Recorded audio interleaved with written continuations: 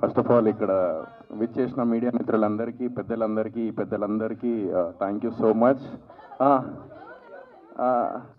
Okay, so వీళ్ళందరికన్నా ఏజ్లో నేనే చిన్న. సో వీళ్ళందరికీ ఏంటంటే నేను ఒక చిన్నోడు అనమాట నేను. సో వీళ్ళందరూ నాకు సరే. సో సీరియస్ ఏ పార్ట్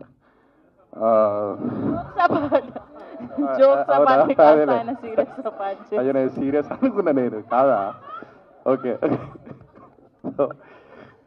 అయితే మహబూబ్ నాది ఫ్రెండ్షిప్ బిగ్ బాస్ నుంచే స్టార్ట్ అయింది. సో ఇద్దరం జర్నీ చేసుకుంటూ మేము మాట్లాడుకుంటూ ఉండేవాళ్ళం ఇంటి దగ్గర కానీ అదంతా.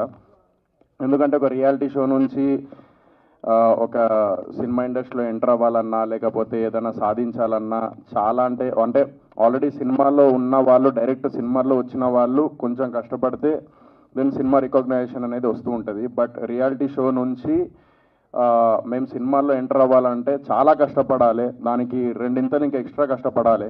ఎందుకంటే ఆడియన్స్ మైండ్ సెట్ ఏంటంటే అరే బిగ్ బాస్ ఒక రియాలిటీ షో, అక్కడ నుంచి సినిమాల్లోకి ఆ మైండ్ సెట్ని తిరిగి అది తీసుకురావాలంటే మంచి మంచి కాన్సెప్ట్తోని అండ్ కష్టపడుతూ మంచి కాన్సెప్ట్తో ముందుకెళ్ళాలి. సో అలాంటి టైంలో లాస్ట్ టైం ఒక సాంగ్ చేసారు, శ్రీ సత్య కానీ లేకపోతే మహబూబ్ ఇద్దరు కలిసి ఒక సాంగ్ చేసారు, అది సూపర్ డూపర్ హిట్ అయింది.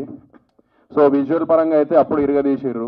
సో ఎప్పుడైతే నాకు ల్యాప్టాప్లో తీసుకొచ్చి నాకు చూపెట్టిండో ఈ సాంగ్, నేను అసలు మైండ్ అంతా మింగింది. సో ఏం అర్థం కాలే. సో ఆ టైంలో అరే ఇది ఎట్లా చేసినవరా నువ్వు, అసలు ఇంత ఘోరంగా ఉన్నావు నువ్వు, ఇంత శైతాన్ లెక్క ఉన్నవేంద్ర నువ్వు, దయ్యం ఉన్నవేంద్ర నువ్వు అని అన్నా. ఎందుకంటే అంత ఘోరంగా పనిచేస్తాడు ఆడు వర్క్ విషయంలో. సో ఆ వర్క్ విషయానికి వచ్చేసి ఆ డెడికేషన్ కానీ లేకపోతే ఆ ఎడ్యుకేషన్ కానీ వాడిది నెక్స్ట్ లెవెల్ ఉంటుంది. సో ఏమైంది సో డెడికేషన్ మాత్రం నిజంగా అందరికంటే ఎక్కువ డెడికేటెడ్గా ఎవడన్నా ఉన్నాడంటే బిగ్ బాస్ హౌస్లో నాకు తెలిసినంత ఇప్పుడు నేను కూడా అంత డెడికేటెడ్గా ఉండనేమో, అంత కష్టపడతాడు వాడు ఫ్రాంక్లీ స్పీకింగ్. సో వాడు ఇప్పుడు సినిమా కూడా ప్లాన్ చేస్తున్నాడు అని చెప్పొద్దు అన్నాడు, బట్ నేను చెప్తున్నా, బట్ చెప్పాను నేను ఇప్పుడు అది. సో అది ఫ్యూచర్లో ప్లాన్ చేస్తున్నాడు. సో విజువల్స్ అయితే అదిరిపోయినాయి. అండ్ భార్గవ్ గురించి చెప్పాలి, డిఓపి గురించి. అతను కూడా సేమ్ అంతే, మహబూబ్ లాగానే లైక్ హార్డ్ వర్క్. అండ్ మేము లాస్ట్ టైం కూడా ఒక ఆల్బమ్ సాంగ్ చేసినాం, తట్టుకోలే నువ్వు ఇంకొకరితో ఉన్న సాంగ్ ఉంది కదా, అది మనోడే డిఓపి చేసింది. నా పాట పాడమంటే పాట కానీ వీడు ఎప్పుడో చేసిన పాట తెచ్చి పాడుతున్నాడు. అరే డిఓపి రా పాపం, ఆడు కూడా ఎదగాలి కదరా. సో 20 million దాకా వచ్చింది కదా. సో అప్పుడు అతను విజువల్ చూసే మేము అసలు హ్యాపీ ఫీల్ అయినాం. ఫస్ట్ మేమిద్దరం చేసింది రాహుల్ అన్న పాడిన సాంగ్ నాటు సాంగ్ ఉంది కదా అన్న. సో ఆ సాంగ్కి మనోడు డిఓపిగా చేసిండు ఆ టైంలో Bhargav, still I remember. So అది కూడా మిలియన్స్లో వెళ్ళినాయి.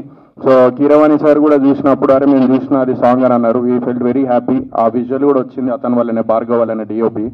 అండ్ డైరెక్టర్ గారు లైక్ నెక్స్ట్ లెవెల్. ఇందాక మీరు అంత సీరియస్గా మాట్లాడుతా అంటే ఈడు మైక్ లాక్కొని జోక్సే పాట అంటాడు. అంటే చెప్పిందంతా జోక్, ఆయన చెప్పింది జోక్సే పాట అంటాడు. నాకు అర్థం కాలే, మైక్ లాక్కొని జోక్సే పాట అని అన్నాడు. అట్లా చెప్పద్దు ఎప్పుడు. సో ఇప్పుడు కూడా serious part. So all the best team అందరికీ. అండ్ ఇక్కడే చెప్తున్నా, టాయిలెట్ వచ్చినోడిని అండ్ టాలెంట్ ఉన్నోడిని ఎవడు ఆపలేడు.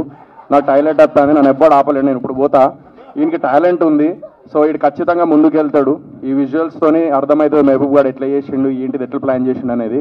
సో డెఫినెట్లీ ఈ సాంగ్ అందరూ యూట్యూబ్లో చూడాలని మనస్ఫూర్తిగా కోరుకుంటున్నాను. నువ్వే కావాలి సాంగ్ పేరు. సో యూట్యూబ్లో చెక్ చేయండి, 100% వస్తాడు. సో టాలెంట్ ఉంది అని ఆపకండి. నాకు టాయిలెట్ వస్తుంది, నన్ను ఆపకండి. టాయిలెట్ వస్తుంది, ఆవురా పోయి పట్టుకొని. థ్యాంక్ యూ సోహెల్ గారు.